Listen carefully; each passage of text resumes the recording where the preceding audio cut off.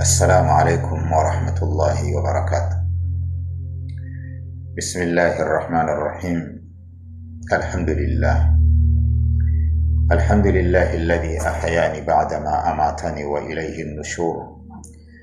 أصبحت وأصبح الملك لله رب العالمين، لا إله إلا الله وحده لا شريك له، له الملك وله الحمد وهو على كل شيء قدير. أصبحت على فطرة الإسلام وعلى كلمة الإخلاص وعلى دين نبينا محمد صلى الله عليه وسلم وعلى ملة أبينا إبراهيم حنيفا مسلما وما كان من المشركين. آمنت بالله ربا وبالإسلام دينا وبمحمد صلى الله عليه وسلم نبيا. أحبابي الكرام، نشكراني zake Allah jalla jalaluhu ambaye amejalia kuamka na tukaiona siku hii ya leo.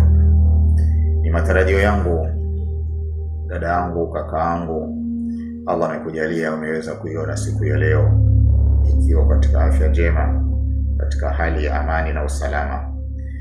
Naomba Allah tukinge na tulinde ndani ya siku hii ya leo kutokana na kila shari zilizomo ndani yake. Hatujui ni yapi ambayo tumepangiwa, ila tunatarajia khairi kutoka kwa Allah subhanahu wa ta'ala. Wale wagonjwa Allah wapatie shifa ya haraka, wale kwa hospitalini Allah arudishe nyumbani wakiwa na afya njema, na walio majumbani ya Rabbi watoe katika vyumba na matandiko ya ugonjwa, wajalie ni wenye kufanya shughuli zao za kidunia ya Arhamar Rahimin, na wale watangulia mbele za haki ya Rabbi waeke palipopema, jalie makaburi yao katika mabustani ya janna ya Arhamar Rahimin. Ndugu zangu, kakaangu, dadaangu, napenda leo tubebe ujumbe huo wa asubuhi.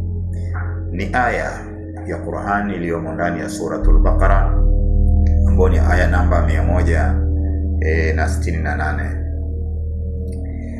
Anatuambia Allah jalla jalaluhu, ya ayuhan nasu kulu mimma fil ardi halalan tayyiban wala tattabi'u khutuwati ash-shaytan innahu lakum aduwwun mubin.